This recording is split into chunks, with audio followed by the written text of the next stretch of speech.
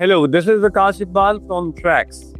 जैसा कि आप लोगों को पता है कि हम इंटरनेशनल रिलेशन रिलेटेड टॉपिक्स पे, वर्ल्ड पॉलिटिक्स के टॉपिक्स पे वीडियोस करते हैं और आज वीडियो बहुत इंटरेस्टिंग होने जा रही है क्योंकि ये एक ऐसी बुक का रिव्यू है, एक ऐसी बुक पर डिस्कशन है जिसका टाइटल बहुत कैची है, हैज चाइना वन। पहले बाई लाइन बताता हूँ। The Chinese challenge to American primacy, has China one.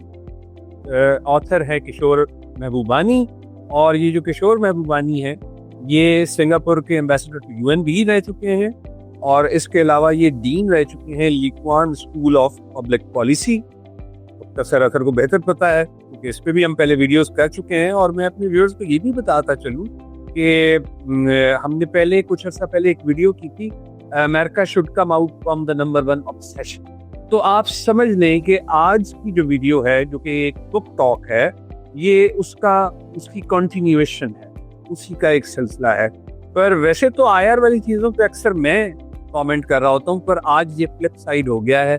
आज जो है सर आईआर रिलेटेड एक हॉट टॉपिक के ऊपर कमेंट करने जा रहे हैं। सर, हैज चाइना वन, जीत गया है चाइना? किशोर महबूबानी क्या लिखते हैं इस किताब में? विकास, बड़ी इंटरेस्टिंग बुक है और इसके ऊपर आपने देखा हैज चाइना वन के साथ क्वेश्चन मार्क है। तो बेसिकली वो रीडर्स पे छोड़ रहे हैं और उन्होंने बहुत ही अच्छे अंदाज में बैलेंस्ड पॉइंट ऑफ व्यू से ये किताब लिखी है। किशोर महबूबानी, जब मैं मास्टर इन पब्लिक एडमिनिस्ट्रेशन कर रहा था तो वहाँ पे डीन थे, Lee Kuan school of public policy के फाउंडिंग डीन है और मेरा ख्याल है कोई 12-13 साल जिन्होंने सर्व भी किया है, डीन रहे हैं। उसके बाद डैनी क्वा हैं, जिनकी हमने पिछली जो आपने वीडियो का जिक्र किया है कि America should come out of its obsession of being number one, वो डैनी क्वा ने बेसिकली लेटर लिखा है अमेरिकन प्रेसिडेंट को, इनकमिंग जो ट्रंप थे या इनकमिंग जो प्रेसिडेंट थे उनको लिखा था कि ये नहीं बल्कि एंगेज करना चाहिए। खैर, एनीवेज ये कैची बिल्कुल है टाइटल और इसके ऊपर ये जो पंच लाइन है वो यही है, the Chinese challenge to American primacy. Basically जो महबूबानी है वो इसमें बताते हैं, इस किताब में 2020 में ये किताब पब्लिश हुई है और इसमें वो ये बताने की कोशिश करते हैं कि कैसे ये जो राइवलरी है बिटवीन यूएस एंड चाइना ये शेप कर रही है ग्लोबल पॉलिटिक्स को। और वो ये क्वेश्चन करते हैं रीडर से कि यूएस की जो डोमिनेशन है उसकी जो एज है वो लूज कर चुका है चाइना को, या जो यूएस है उसको अपनी जो एज है वो मेंटेन, उसको परपेचुएट करने के लिए कुछ करना चाहिए या करते रहना चाहिए। इसके साथ वो ओपनिंग करते हैं।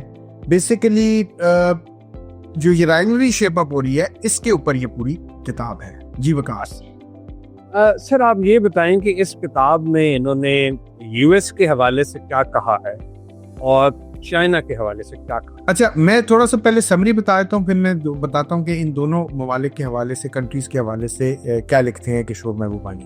पहले समरी के अंदर विकास जो सबसे इंपॉर्टेंट चीज़ है वो ये है कि ये कहते हैं कि जो यूएस चाइना राइवलरी है ये इनएविटेबल है, ये होनी है और ये बढ़नी है, इसलिए कि जो चाइना का मीटियोरिक राइज है, इकोनॉमिक राइज है लास्ट 45 ईयर्स का, वो यूएस के लिए जो है वो यूएस के लिए एक डिस्टर्बिंग राइज है। बिकॉज यूएस ने इतनी देर डोमिनेट किया है, तकरीबन 200 साल के करीब, 200 साल से भी ज़्यादा, और उसको अब एक बहुत बड़ा चैलेंज मिल रहा है ये चाइना के इकोनॉमिक राइज की वजह से। उसके साथ ही उसका मिलिट्री प्रोग्रेस जो है वो भी इम्प्रूव कर रही है, एनहांस कर रही है। और यूएस जो है वो कहते हैं कि मिसमैनेज कर रहा है अपने रिस्पॉन्स को, एक शॉर्ट साइटेड, एक नी जर्क रिएक्शन, एक रिएक्शन के तौर पे चाइना के राइज को देख रहा है। और instead of crafting a coherent strategy, US जो है वो जो है इनकंसिस्टेंट और जैसे मैंने आपको बताया रिएक्शनरी पॉलिसीज हैं उसकी चाइना के अगेंस्ट। पहली चीज ये है। दूसरी जो महबूबानी इसमें लिखते हैं वो लिखते हैं कि जो चाइना है वो स्ट्रेटेजिक पेशेंस का बहुत बड़ा उसने दामन जो है बल्कि उसने बहुत जोर से पकड़ी हुई है, स्ट्रेटेजिक पेशेंस। जैसे डेंग जियाओपिंग कहते थे कि hide your strength and wide your time, वही शी जिनपिंग भी कर रहे हैं अभी तक 30, 40, 45 ईयर्स डाउन द रोड। और अमेरिका जो है वो ओवर रीच करने की कोशिश कर रहा है, वॉर्स में इंडल्ज किया है उसने, इंटरनल डिविजन्स उसके हैं, क्योंकि 2020 में ये किताब आई थी तो उन्होंने फिर वो जो अमेरिका ने वॉर ऑन टेरर की और इसके अलावा जहाँ जहाँ दुनिया में वॉर्स की उसका जिक्र उन्होंने बड़ा किया है। और दूसरी तरफ वो कहते हैं कि चाइना स्ट्रेटेजिक पेशेंस से खेल रहा है, लॉन्ग गेम खेलने की कोशिश कर रहा है, जो कि अमेरिका नहीं समझ पा रहा। तीसरी चीज जो महबूबानी कहते हैं, वो कहते हैं कि अमेरिका की डिक्लाइनिंग ह्यूब्रिस और जो है ना इन्फ्लुएंस, वो डिक्लाइनिंग है। वो कहते हैं अमेरिकन पॉलिटिकल एलीट जो वाशिंगटन बैठी है, वो अभी तक कोल्ड वॉर वाली जो पैराडाइम है ना, उससे बाहर नहीं आ पा रही। वो कोल्ड वॉर लेंस से देख रही है चाइना के राइज को, चाइना की जो पावर जो बिल्ड हो रही है उसको कोल्ड वॉर लेंस से देख रही है, और अपनी जो इन्फ्लुएंस है उसको ओवर एस्टिमेट वो कर रहे हैं। वो ये कहते हैं कि आप देखना ये चाहिए, यूएस को बड़ा क्लोजली देखना चाहिए कि एशिया में बहुत सारी कंट्रीज हैं जो चाइना के साथ प्रैग्मेटिकली अलाइन कर ली हैं अपने आप को, क्योंकि चाइना का डेवलपमेंटल मॉडल उन्हें अट्रैक्ट करता है, उनके लिए अट्रैक्टिव है। और वो देखते हैं कि इतने छोटे से पीरियड में इतना बड़ा इंफ्रास्ट्रक्चर, इतने लोगों को पॉवर्टी से निकाल देना, ये कोई आसान काम नहीं था, तो उनके लिए अट्रैक्टिव है।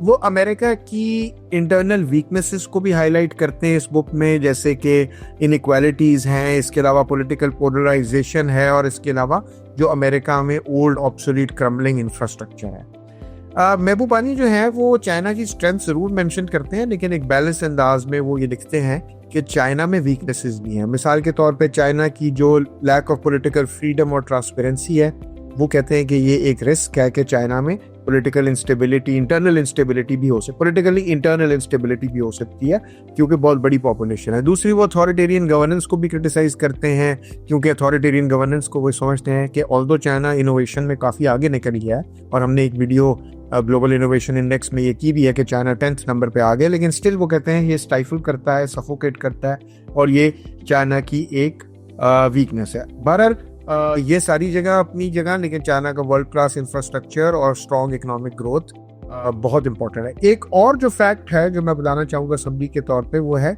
कि आसियान जो association of south east Asian Nations है वो, और जो ग्लोबल मिडिल पावर्स हैं वो जो हैं वो एक न्यूट्रल रोल प्ले करना चाह रही हैं इस डेवलपिंग जो लैंडस्केप है इंटरनेशनल रिलेशंस का। और जैसे इसमें यूएस है फॉर एग्जांपल, जापान है, ईयू है, और वो साइड्स नहीं चूज करना चाहते। वो चाहते हैं कि इस ये दो बड़े जाइंट्स के दरमियान इसमें साइड ना लें, बल्कि न्यूट्रल रहें, और इससे चाइना को भी एडवांटेज हो रहा है। जो फ्यूचर है चाइना की और यूएस की रिलेशनशिप का, उसमें वो अमेरिका को ये बड़ी ताकीद करते हैं कि अमेरिका को चाहिए कि वो अपने आप को इंटरनली स्ट्रॉन्ग करे, डोमेस्टिक रिन्यूअल करे अपना, इसके अलावा अपनी अलायंसेस को रीबिल्ड करे जो उसकी अलायंसेस खराब हुई हैं, और चाइना के पर्सपेक्टिव को समझे। राइट जी। अच्छा सर, अब आपका पर्सनल टेक क्या है इस बुक के को पढ़ने के बाद, क्योंकि उसने रीडर्स पे छोड़ा है ना एज चाइना वाइज। जी वकास, मेरा ख्याल है बड़ा बैलेंस पर्सपेक्टिव है महबूबानी का, रियलिस्ट अप्रोच उन्होंने अडॉप्ट की है, और बड़े अच्छे तरीके से उन्होंने ये स्ट्रेंथ्स और वीकनेसेस चाइना की हाईलाइट की है, अमेरिका की भी की है। अमेरिका ने देखें over a long period of time बड़ी सॉफ्ट पावर भी बिल्ड की है अपनी हार्ड पावर के साथ साथ। इसके अलावा अमेरिका के पॉलिसी फेलियर्स, अमेरिकन जो मिसस्टेप्स हैं, स्ट्रेटेजिक मिसकैलकुलेशंस हैं, उनको बड़े अच्छे तरीके से हाईलाइट किया। और एक अच्छी चीज़ यह है कि उन्होंने स्ट्रॉन्ग एशियन पर्सपेक्टिव, क्योंकि देखें ज़्यादातर हमें वेस्ट का लिटरेचर, वेस्ट की रिसर्च, वेस्ट की मीडिया से इंफॉर्मेशन मिलती है, तो इस बुक को पढ़ने से हमें एक एशियन पर्सपेक्टिव, ईस्टर्न पर्सपेक्टिव भी मिलता है, और बड़ी बुक एक्सेसिबल और एंगेजिंग है। लेकिन इस बुक के मेरे ख्याल है 2-3 फ्लॉज भी हैं। एक मेजर फ्लॉ ये है कि ये चाइना की अथॉरिटेरियन जो रिस्क्स हैं उनको शायद अंडर एस्टिमेट कर रहे हैं, मेंशन जरूर कर रहे हैं, लेकिन चाइना में जो पॉलिटिकल रिप्रेशन है, स्पेशली शिनजियांग में, इस तरह हांगकांग प्रोटेस्ट हुए थे, मैं हांगकांग उस वक्त पीएचडी कर रहा था, इसको थोड़ा सा डाउन प्ले किया है, इसको चाइना की इंटरनल इंस्टेबिलिटी को शायद वो उस तरह नहीं एस्टिमेट कर रहे जैसे करना चाहिए। दूसरा मेरा ख्याल है कि पॉलिसी प्रिस्क्रिप्शन जो हैं उन्होंने यूएस के हवाले से ज़्यादा नहीं दी, ओवरऑल ब्रॉड लेवल पे टच किया है, और नहीं उसको अच्छे तरीके से मेरा ख्याल है ज़्यादा डीपली टच कर सकते थे मेरा ख्याल है। और लास्टली मेरा ख्याल है ये जो मिलिट्री कॉन्फ्लिक्ट है दोनों के दरमियान, इसको वो बिल्कुल नहीं कर रहे, जबकि अगर ग्राहम एलिसन की किताब देखी जाए, destined for war, can America and China escape Thucydides trap, उसमें वो कहते हैं मिलिट्री वॉर हो सकती है, मिलिट्री कॉन्फ्लिक्ट हो सकता है, लेकिन ये इनका महबूबानी का इतना ज़्यादा फोकस नहीं है मिलिट्री जो टेंशंस हैं उसके ऊपर। Overall, I think anyone who is interested in geopolitics, global economics and power shifts, उसके लिए ये अच्छी किताब है। लेकिन जो डिटेल मिलिट्री एनालिसिस के एंगल से देखना चाहते हैं उनके लिए, या क्लियर कट पॉलिसी सॉल्यूशंस जो पढ़ना चाहते हैं उनके लिए शायद ये बुक इतनी उतनी शायद बेनिफिशियल नहीं होगी, लेकिन overall I think a very good read. तो तो आपकी बात से मुझे ये समझ आया, मैं व्यूअर्स को बता दूं कि ये एक अच्छा ओवरव्यू देती है 360 डिग्री का जो यूएस और चाइना का कंपटीशन ऑनगोइंग चल रहा है। लेकिन अगर हम उसमें कंपार्टमेंटलाइजेशन देखेंगे, trade war between US and China, tech war between US and China and security competition between US and China, तो उसमें इस बुक में फिर हमें यकीनन गुंजाइश नजर आएगी, काफी काम होने वाला है। चले sir, thank you so much for this enlightening discussion.